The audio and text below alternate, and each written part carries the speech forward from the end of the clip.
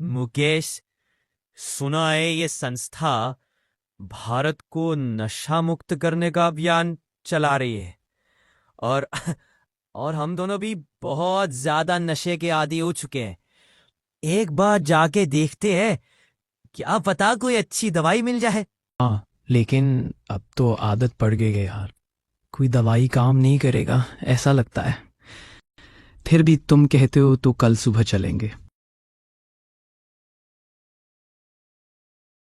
नमस्ते दीदी, हम दोनों बहुत नशे के आदी हो चुके हैं। हम शराब, सिगरेट छोड़ना चाहते हैं लेकिन छूट नहीं पा रहा है। कृपया कोई उपाय बताइए। आप दोनों तो पवित्र आत्मा हो, बस विकारों की धूल लग जाने के कारण अपने आप को भूल गए हो। दीदी, हम कहाँ पवित्र आत्मा है। हम तो चिकन मटन खाने वाले नशे में डूबे हुए लोग हैं। अगर हम वाकई पवित्र आत्मा होते तो शराब जैसी चीज छोड़ना हमारे लिए कोई बड़ी बात नहीं होती। मनोज, मुकेश, आप पहले भी अच्छे थे और आज भी हो। फर्क बस इतना है कि आपने अपने रियल स्वरूप को भुला दिया है। चलो, इस पर आपको एक कहानी सुनाती हूँ। एक बार की बात है, एक राजा अपने मित्र के राज्य में हो रहे उत्सव में शामिल होने के लिए घने जंगल से होकर जा रहे थे। रास्ते में उनके मुकुट में जड़ा हुआ एक बेशकीमती हीरा गिर गया। वर्षों बीतते चले गए। अब लोगों के आने जाने का पगडंडी रास्ता भी बदल चुका था। पत्तियां झड़ती रहीं, बारिशें होती रहीं और हीरा धीरे धीरे मिट्टी, धूल और कीचड़ में दबता चला गया। अब उसकी चमक मध्यम हो गई थी और पहचान धुंधला चुकी थी। कभी कभार कोई राहगीर वहां से गुजरता, हीरे को देखकर कहता, अरे, यह तो बस कांच का टूटा टुकड़ा है। कभी कोई उसे उठाता, फिर बेकार समझकर वहीं फेंक देता और हीरा फिर चुप हो जाता। अब उसे आदत हो गई थी नजरअंदाज होने की, ठुकराए जाने की। धीरे धीरे उसने मान लिया, मैं हीरा नहीं, पत्थर ही हूं। वक्त बीतता गया। उसने खुद को वही बना लिया जो दुनिया ने कहा। कीचड़ में रहना उसकी आदत बन चुकी थी। वो सोचता, यही मेरी जगह है, यही मेरा जीवन है। लेकिन फिर एक दिन एक संत उस वन से गुजरते हैं। उनकी दृष्टि जब उस धूल में लिपटे हीरे पर पड़ती है तो वे हीरे को देख मुस्कुरा उठते हैं। अरे, ये तो परम दुर्लभ रत्न है। संत धीरे से उसे उठाते हैं, अपने करुणामयी हाथों से उसे जल में धोते हैं। लेकिन हीरे को कीचड़ में रहने की आदत पड़ गई थी, इसलिए वह गुस्से में कहता है, मुझे मत छुओ, मैं यही ठीक हूं। संत प्रेम से कहते हैं, आपकी असली पहचान कीचड़ नहीं, चमक है। आप वह रत्न हैं जो राजाओं के मुकुट में शोभा पाते हैं। पहली बार किसी ने उसे उसके उस रूप को देखा जैसे वो सच में है। पहली बार उसे उसकी अपनी चमक दिखी। उसकी आंखों से बूंदें टपकीं, पर वो आंसू दर्द के नहीं थे, वो पहचान के आंसू थे। इसी प्रकार हम आत्मा स्वयं में एक अमूल्य हीरा हैं। देह, अभिमान, नशे, विकार, ये सब कीचड़ हैं जो हमारी असली चमक को छिपा देते हैं। पर जब परमात्मा शिव संत बनकर आते हैं तो वो हमें धीरे धीरे हमारी खोई हुई पहचान याद दिलाते हैं। लेकिन दीदी, हम तो बचपन से ही इसी दुनिया में ऐसे ही संग में रहे हैं। हम कोई हीरे के समान थोड़ी ही थे। हाँ दीदी, वो तो हीरा था जो खो गया था। हम तो शायद कभी थे ही नहीं। आप अपने को यह शरीर मात्र समझ रहे हैं और सिर्फ इस जन्म को देख रहे हो, लेकिन वर्तमान जीवन ही संपूर्ण जीवन नहीं है। इस जन्म के पूर्व भी हमारे अनेक जन्म हो चुके हैं।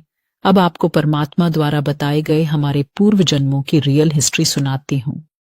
वास्तविकता यही है कि हम यह नश्वर शरीर नहीं हैं, बल्कि चैतन्य शक्ति आत्मा है।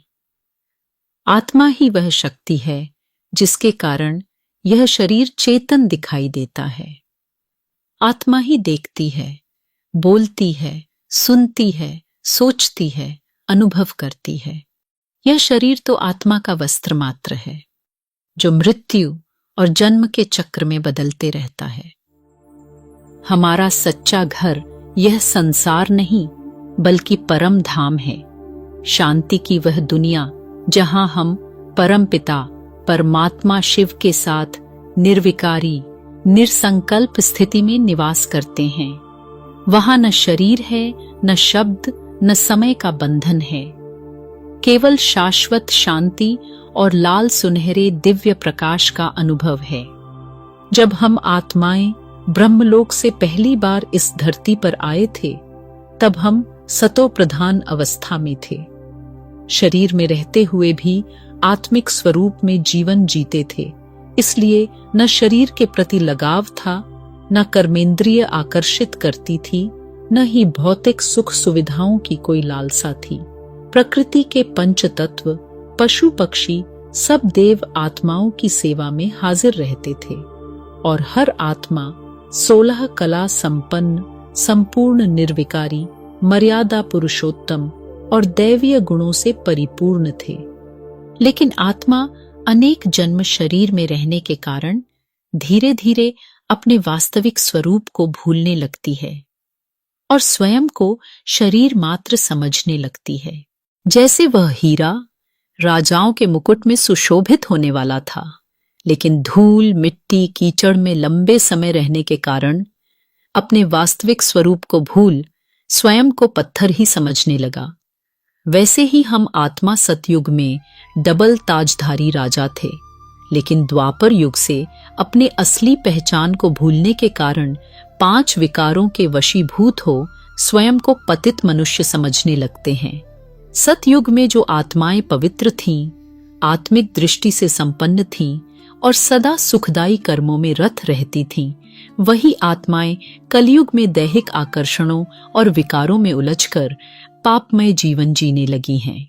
जब से मनुष्य स्वयं को आत्मा के स्थान पर केवल शरीर समझने लगा है, तब से उसने शारीरिक सुख सुविधाओं को ही जीवन की अंतिम उपलब्धि बना लिया है।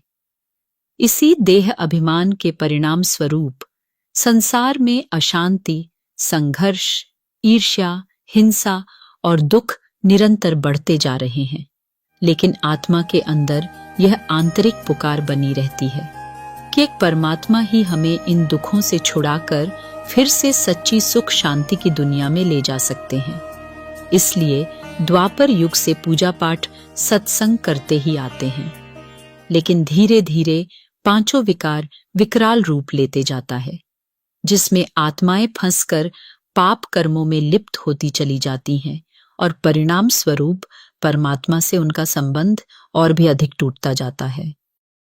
लेकिन दीदी, हमने तो सुना है कि परमात्मा तो कण कण में है, सब में है, सर्वव्यापी हैं।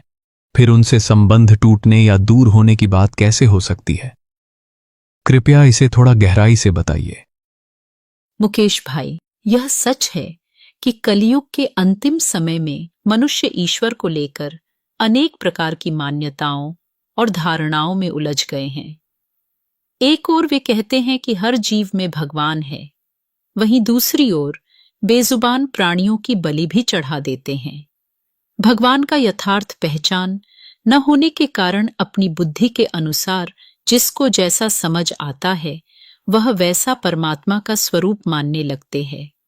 मानो कोई शिव की बहुत भक्ति करते हैं और उनकी मनोकामना पूर्ण हो जाती है, तो वह भगवान को शिवलिंग के रूप में पूजने लगते हैं। कोई की मनोकामना पूर्ण नहीं होती, तो वह भगवान के स्वरूप को ही नहीं मानते हैं। उनको लगता है कि भगवान है ही नहीं।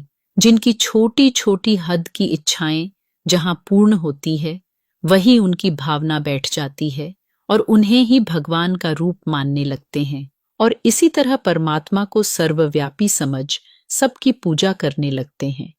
लेकिन अभी इस कलयुग के अंत में परमात्मा शिव हीरे समान हम आत्माओं को देह अभिमान और विकारों की तमो प्रधानता के कीचड़ से तो निकालते ही हैं, साथ में स्वयं अपना परिचय भी देते हैं। वह सर्वव्यापी नहीं है, बल्कि ब्रह्मलोक में रहने वाला सर्व आत्माओं के आत्मिक पिता हैं। धन्यवाद दीदी। अब जब स्वयं का सत्य परिचय और परमात्मा से संबंध का यथार्थ ज्ञान मिल गया है तो मुझे विश्वास है कि अब तो नशे जैसी आदतें भी सहज ही छूट जाएंगी। बिल्कुल मनोज। अब हमें आधा कल्प के लिए हाई एनर्जी वाले आत्माओं के साथ रहना है। इसलिए हमें ऐसे कर्मों से बचना है जो हमारी एनर्जी को नीचे ले जाए, और ऐसे संग से भी दूर रहना चाहिए जहां जाने से आत्मा की एनर्जी कम होने लगे। बल्कि हमें तो सदा ऐसे संकल्प, कर्म और संग करने चाहिए जिससे आत्मा की ऊर्जा बढ़ती रहे। जी दीदी। तो आज के लिए इतना ही। आपके आत्मिक उन्नति और आध्यात्मिक ज्ञान से जुड़े प्रश्न और उनके उत्तर के साथ फिर अगले दिन मिलेंगे। राजयोग मेडिटेशन और आध्यात्मिक ज्ञान ने लाखों आत्माओं के जीवन को सकारात्मक रूप से बदल दिया है। यदि आप भी अपने जीवन से अवगुण, कमजोरियां या नशे जैसी बुरी आदतों को दूर कर आत्म उत्कर्ष की ओर अग्रसर होना चाहते हैं तो नजदीकी ब्रह्मा कुमारी सेवा केंद्र से अवश्य संपर्क करें।